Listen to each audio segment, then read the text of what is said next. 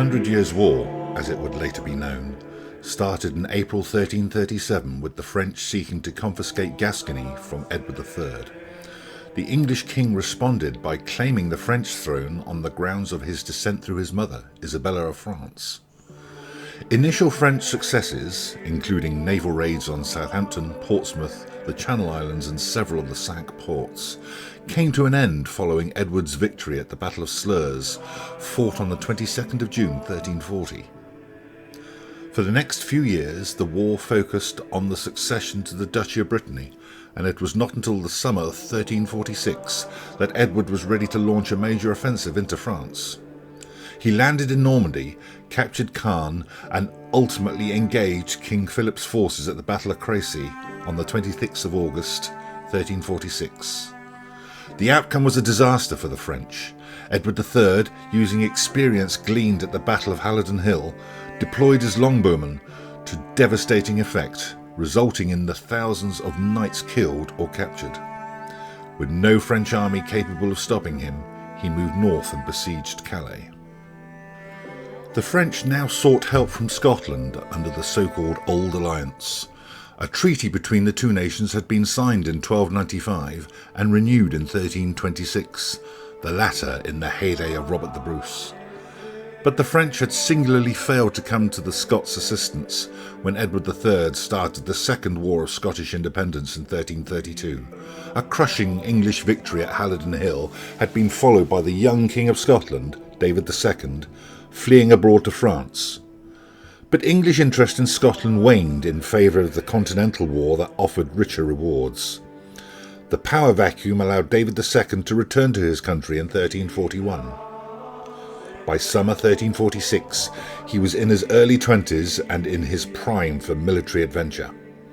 Doubtless keen to settle a score with England, when he received the French request for support, he eagerly responded to the challenge and started preparations for an invasion of northern England. David II invaded in early October 1346, with his army reducing various strongholds and sacking Lanercost and Hexham Abbeys. By the 16th of October 1346, he was in vicinity of Durham, but perhaps dissuaded from attacking it directly due to its strong defences, held his army at nearby Bear Park. He was doubtless pleased. He had advanced far into English territory, fulfilling his duty to the French. Moreover, with Edward III and the greater part of the English magnates in France besieging Calais, it was not anticipated that any significant response would be forthcoming in the immediate future. On the English side, responsibility for the defence of northern England rested with the Wardens of the Marches. In 1346, this was held jointly by Ralph Neville, Baron Neville de Raby, and Henry Percy, Baron Percy.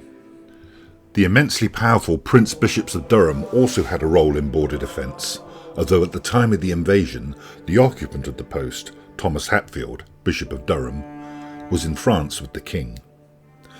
William de Zouch, Archbishop of York, fulfilled his duties in his absence. Together the three men summoned an army drawn from all the counties north of the River Trent, ordering them to assemble at the Prince Bishop's residence at Bishop Auckland. They marched out on the 16th of October 1346. As with many battles, precise numbers are almost impossible to gauge. The various chronicles are broadly reconciled that the Scottish army was probably the larger of the two, and its configuration would have been heavily biased towards infantry, the majority of whom would have been armed with spears. The English army consisted of a cavalry element and archers, although the scale of these within the overall numbers is unknown. On the morning of the 17th of October, the English advanced north from Bishop Auckland towards Durham. At Merrington, some 6 miles south of Durham, the English vanguard encountered a Scottish raiding party led by Sir William Douglas. A running battle ensued, with the Scots retreating towards their camp at Bear Park. Douglas informed the king of the presence of a large English army in the immediate vicinity, but suggestions that they should withdraw were rejected. The king could not believe a large army could have been mustered in the few weeks since his invasion. Instead, the army marched southeast from Bear Park to intercept what was expected to be a relatively small enemy force. The English had already resolved to engage them in battle, however, and had made haste north to choose their ground for the coming battle.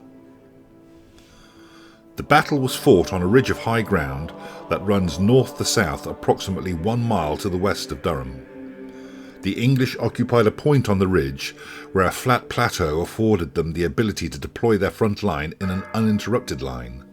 Their left or west flank was protected by the steep ravine down to the River Brownie, and on the right by a steep drop. Their position was also strengthened by the ground to the north, from where any attack must come, which gently sloped upwards towards the English front line. This gradient was significantly more pronounced on the western side of the lines. In contrast, the terrain on which the Scots needed to deploy was divided in two by a ravine, which separated their western right flank, which was also the vanguard, from the rest of the army.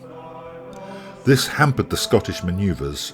Not only did it delay the centre and left wings in their preparations to attack, but would frustrate a unified assault by the three divisions acting in harmony. Unsurprisingly, the Scottish vanguard under Sir William Douglas on the right was the first to be ready to attack.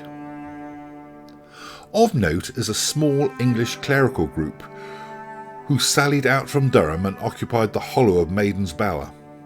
Carrying with them the sacred relics of St Cuthbert, they immersed themselves in prayer, doubtless seeking the destruction of the heathens who had plundered Lanercost and Hexham.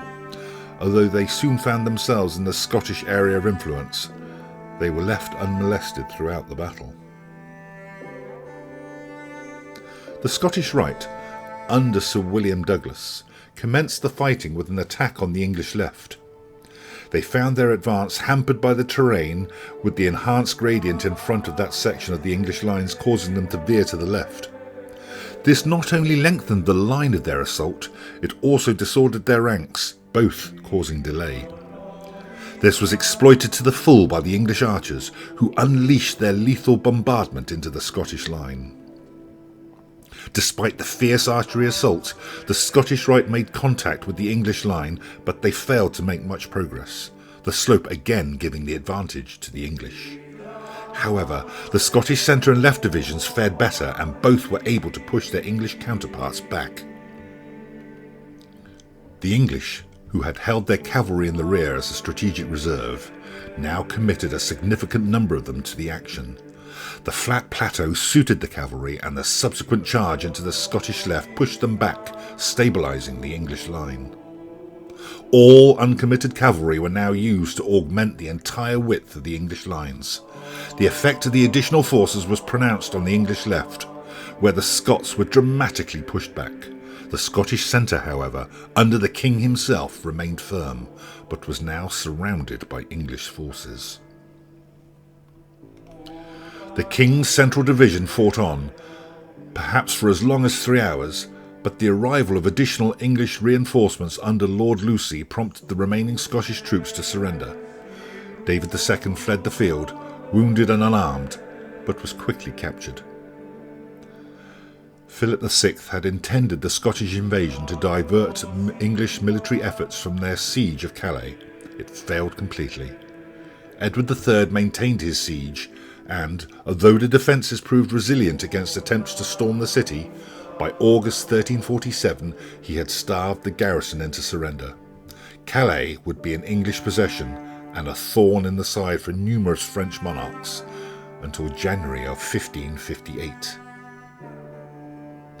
For Scotland and David II, the impact was more immediate. The northern magnates now seized the initiative. Henry Percy invaded Scotland with a small army, with much of the south and centre of the country falling under English control. Whilst his country was being ravished, David II would languish as a prisoner for Edward III for 11 long years, residing in the Tower of London, plus Windsor and Odiham castles amongst other residences.